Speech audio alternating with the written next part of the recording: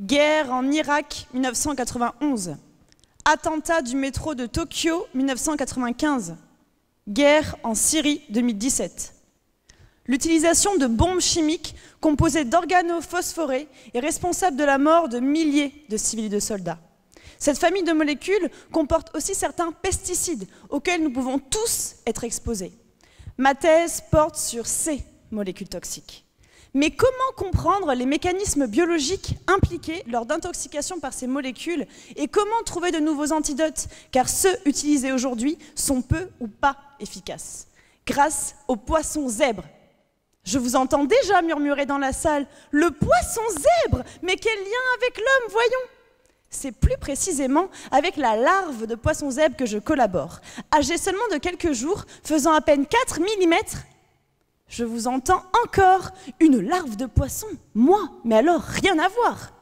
Eh bien si, nous avons un arrière-grand-oncle en commun avec le poisson zèbre, qui fait que, comme nous, la larve est dotée d'un cerveau, d'une moelle épinière, de neurones, et donc d'un système nerveux structuré comme le nôtre.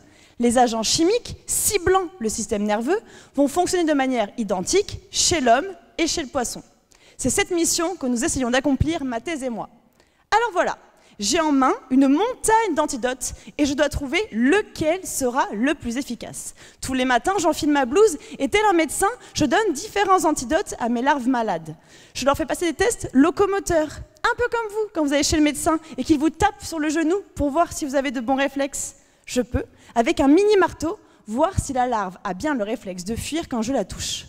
Je peux vérifier si elle voit correctement, grâce à sa réponse à une stimulation lumineuse. Un peu comme vous, quand l'ophtalmo vérifie l'état de vos yeux avec une lumière. L'état du système nerveux des larves est alors déterminé, et je peux commencer à poser mon diagnostic. Pour affiner ce diagnostic, je réalise aussi des prélèvements sur les larves. En effet, les agents chimiques ciblent une enzyme appelée l'acétylcholine estérase. Or, elle est très importante car elle permet la transmission de signaux entre les neurones et jusque dans les muscles. Lors d'une intoxication, il y a perte de ces signaux. Et ce qui est incroyable, c'est que cette molécule a le même rôle dans notre cerveau et dans celui du poisson zèbre. Hallucinant, non ? Nous sommes donc capables de savoir si nos antidotes ont été des boucliers pour cette enzyme face à leurs agresseurs ou s'ils ont perdu le combat. Alors voilà, je me retrouve avec tous ces résultats et je cherche, tel Dr House, à poser mon diagnostic. Et ce n'est pas si facile.